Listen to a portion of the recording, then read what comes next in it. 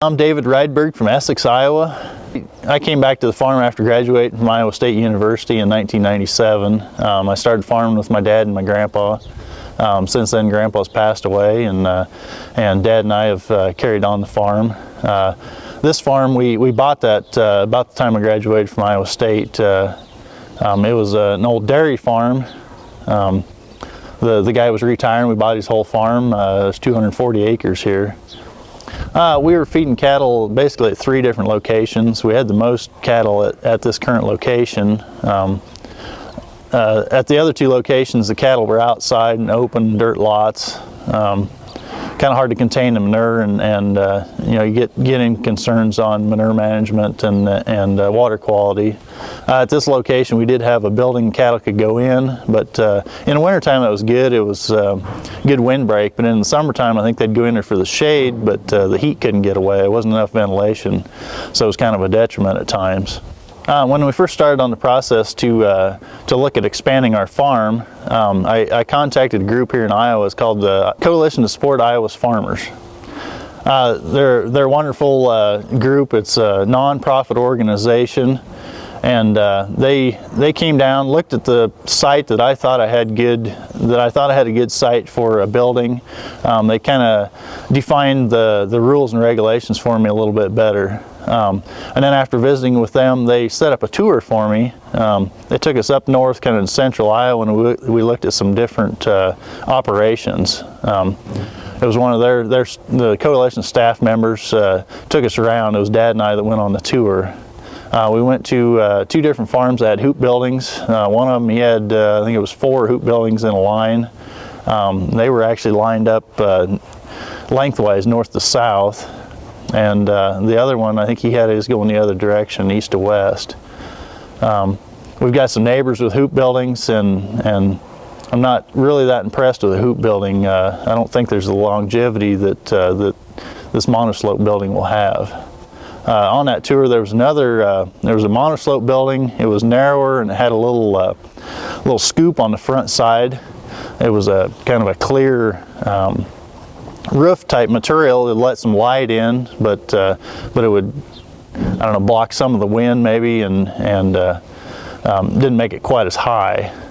I think with the hoop buildings and with that clear type material, it lets light in, but it's not natural sunlight for warmth in the wintertime on the cattle's back. Somewhere along the line, I think it was summer before we built this building, I saw in the Farm Bureau paper there was a tour, an open house. It was north here about 100 miles, and so me and a friend, we went up and took a look at this building. It was about half as long, had half the capacity of this building, but it was similar to this. It was 100 foot wide, but it was an all steel building.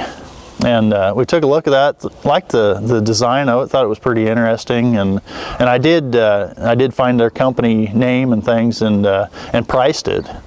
It was actually a pretty attractive price. I think it was maybe a little bit less than FBI's final price, but in the long run, I talked to different people, and some of them were saying that since it's an all-steel building, there was something there was like a chemical reaction between the steel beams and the steel roof, and people thought that there'd be maybe a little chafing, metal moving back and forth, and kind of a chemical reaction that would rust out the roof and eventually start to leak. Yeah, we finally went with Summit Livestock. They had a salesman that come out and personally visited with us, showed us some blueprints, and gave us different design options. He was able to talk with us and kind of give us ideas and take us on a tour of another facility where we could go and actually look at one, you know, kick the tires, so to speak, and we really liked that.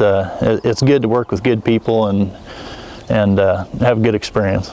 Overall, we're pretty happy with the building we have. I think there's maybe a few things we would change, but for the most part, we're really happy with it. I've been going through my numbers here recently, and it looks like the cattle that stayed in the building consistently gained about 90 pounds per head more than outside cattle. And I attribute that mostly to the heat. The heat drug on this summer for 60 to 90 days pretty consistently. And I think the shade here in the summertime and the good airflow has really improved the performance. Probably the most important thing to look at when deciding to build a building is just, you know, take your time, look at all the different types of buildings, get lots of different ideas and talk to lots of different people.